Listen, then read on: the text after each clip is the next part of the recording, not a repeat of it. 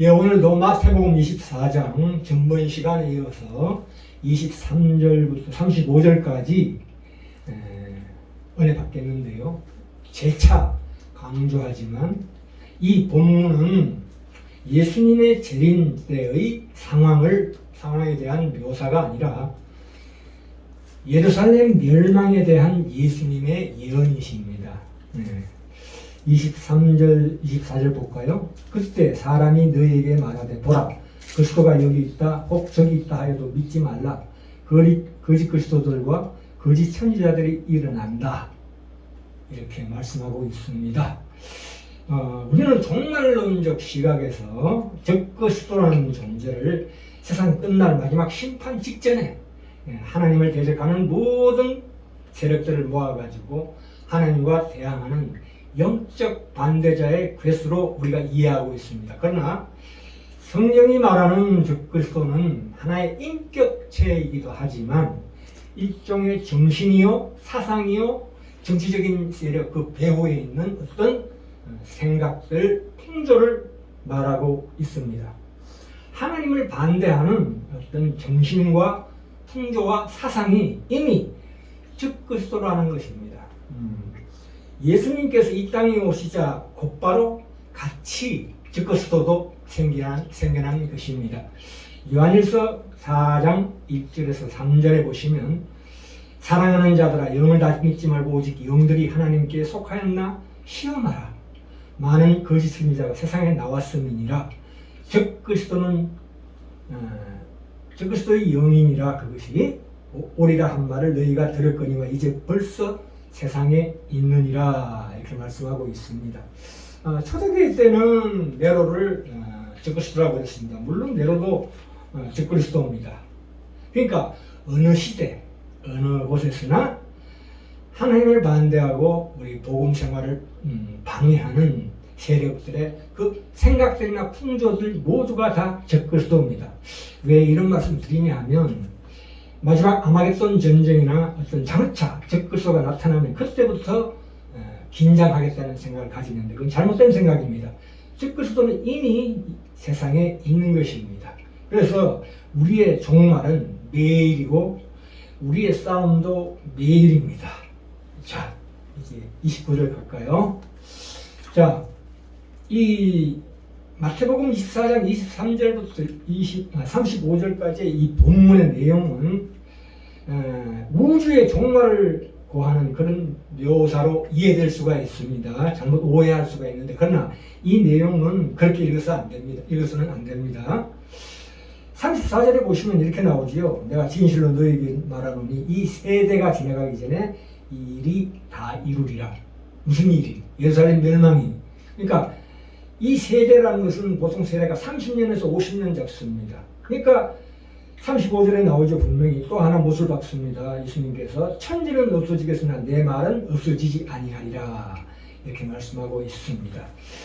29절 이하 볼까요? 29절 이하. 이것은 예루살렘 멸망 자체에 대한 묘사입니다.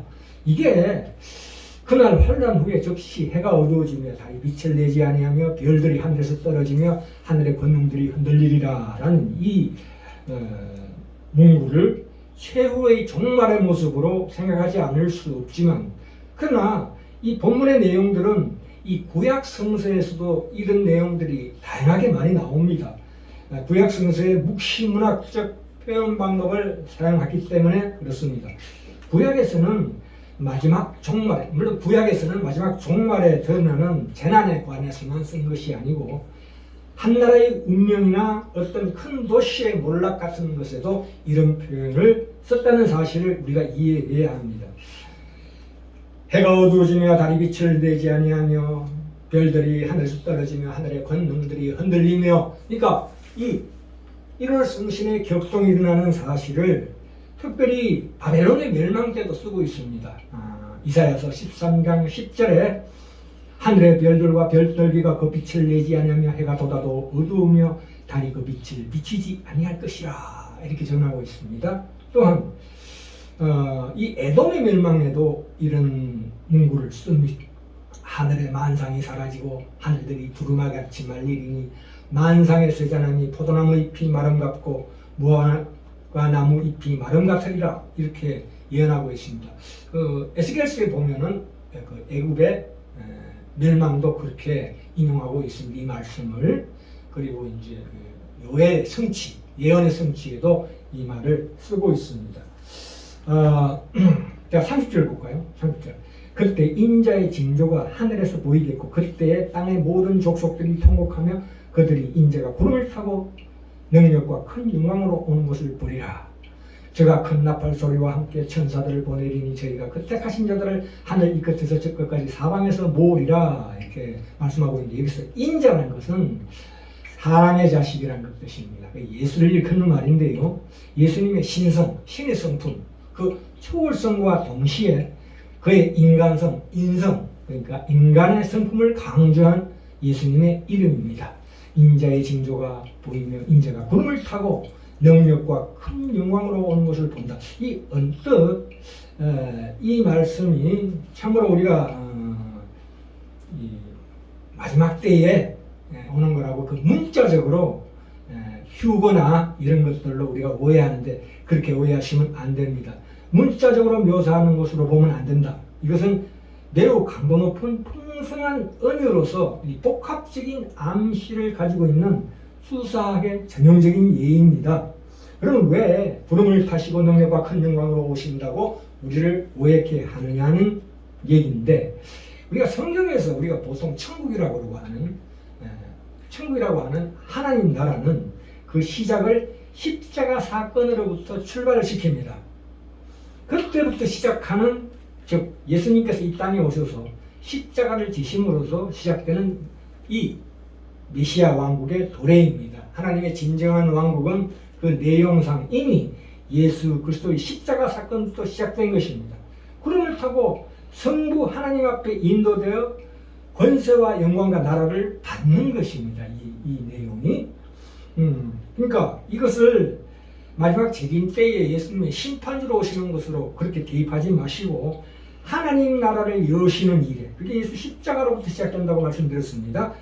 20일에 하나님으로부터 권세와 영광을 받으신 예수 그리스도의 나라의 시작과 그 시작을 위한 그분의 영광의 임함으로 보셔야 합니다.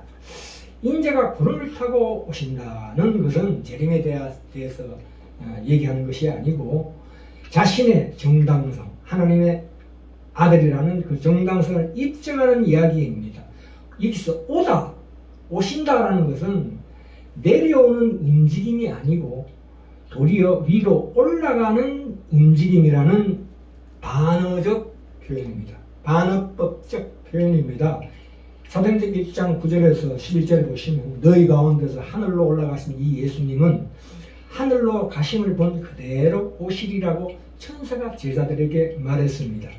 이 핵심 본문은 비록 예수님은 죽었지만 그 부활과 성천으로 말미암아 앞으로 일어나는 사건들에 대해서 진정으로 예수님께서 예루살렘으로, 성전으로, 나사렛 예수라고 하는 인간 안으로, 그 인간으로 오신다는 것입니다. 이것은 예수님의 재림을 얘기하는 것이 아니고 도리어 소림을 말씀하고 있는 것입니다. 그래서 오신다, 오다라는 것은 헬라어로 파루시아라고 그러는데 이 오다로 번역이 되는데, 말하자면 현재 성령을 통해서 예수님께서 영으로는 우리 가까이 계시지만 몸으로는 부재하십니다. 그 영광을 말씀하시는 것입니다. 그래서 언젠가는 예수님 재림 때 몸으로 세상에 현존하신다는 뜻입니다. 우리가 왕이나 황제가 지방을 방문할 때 보통은 부재하지만 여전히 통치는 하고 있는 것입니다. 그렇죠? 그런 뜻입니다. 바울이 이 은유를 풍성하게 혼합해서 매우 강도 높고 복합적인 암시를 가지고 있는 수사학의 전형적인 예이다, 이렇게 이해하셔야 합니다. 자, 오늘 내용을 정리합시다. 여기서 오늘 제목이 1월 성신의 격동, 아까 말씀드렸죠. 마태복음 24장 29절에 해가 어두워지며 달이 빛을 내지 아니하며 별들이 하늘에서 떨어지며 하늘의 권능들이 흔들리리라 라는 1월 성신의 격동은 구약에서도 한 나라와 한 도시의 멸망 때도 이 문장을 썼습니다. 그렇죠. 또 하나, 인자가 구름을 타고 오신다 라는 뜻은, 이게 말하자면 예수님께서 그 나팔 소리와 함께 그 택하신 자들 하늘 이 끝에서 저 끝까지 사방에서 모은다. 그래서 그들을 변화시키리라, 나타나리라. 고린도서 15장 52절에 보시면 변화하리라는 말씀이 나옵니다. 나팔 소리가 나면 죽은 자들이 썩지 않을 것으로 다시 살고 우리도 변화하리라, 이런 뜻이고요. 그 다음에 골로새서 3장 1절부터 4절에 보시면 그러므로 너희가 그리스도와 함께 다시 살리심을 받았으면 위의 것을 찾으라. 거기는 그리스도께서 하나님 우편에 앉아 계시느니라. 우리 생명이신 그리스도께서 나타나실 그때 너희도 그와 함께 영광 중에 나타나리라 라는 복합적인 암시가 숨어있는 것입니다. 그래서 이 말씀을 데살로니가전서 4장 17절에 나와 있다시피 구름 속으로 끌어올려 공중에서 주를 영접하게 하시리니 하고 동일한 문장입니다. 그렇기 때문에 이것을 휴거로 보시면 안 됩니다. 또 하나 여기 중요한 내용이 나오는데요. 근데 여기 보시면 우리가 오약이 딱 들만한 게 그때에 땅의 모든 족속들이 통곡한다고 나옵니다. 왜 이런 문장을 썼을까요? 이것은 이 스가랴서 12장 10절에서 14절에 정확하게 이 내용이 나와 있습니다. 제가 읽겠습니다. 내가 다윗의 집과 예루살렘 거민에게 은총과 강구하는 신령을 부어주리니 그들이 그 찌른 바 그를 바라보고 애통하듯 하며 통곡하듯 하리로다. 그날에 예루살렘에 큰 애통이 있으리니 나오지. 예루살렘의 멸망을 예언합니다. 그때 다윗의 족속과 나단의 족속과 레위의 족속, 시므의 족속, 그리고 남은 모든 족속들이 각기 따라하고 아내들도 따로 하리라 라고 이렇게 이스라엘, 그러니까 여기서 온 족속이라는 것은, 온 땅 그 족속이라는 것은 그냥 이스라엘입니다. 이스라엘에 국한되어 있습니다. 이 내용이 이스라엘의 통곡이라는 뜻입니다. 그러니까 그 예수님의 임함은 이 교회 시대를 여는, 메시아 시대를 여는 임함이지 마지막 심판을 위한 임함이 아니라는 거지요. 아까 데살로니가전서 4장 17절이나 지금 마태복음 24장 29절 30절 말씀이 다 그 말씀입니다. 예루살렘 멸망에 대한 예수님의 예언으로 이해하셔야 합니다. 그러니까 예수님께서 이제 성전으로 오시는 거지.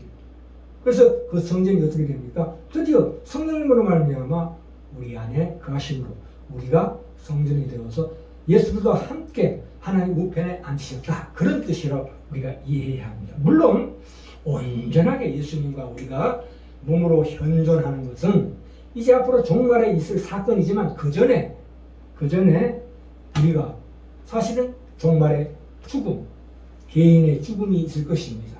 그에 대해서는 다음 시간에 말씀드리기로 하고요. 자, 여기까지.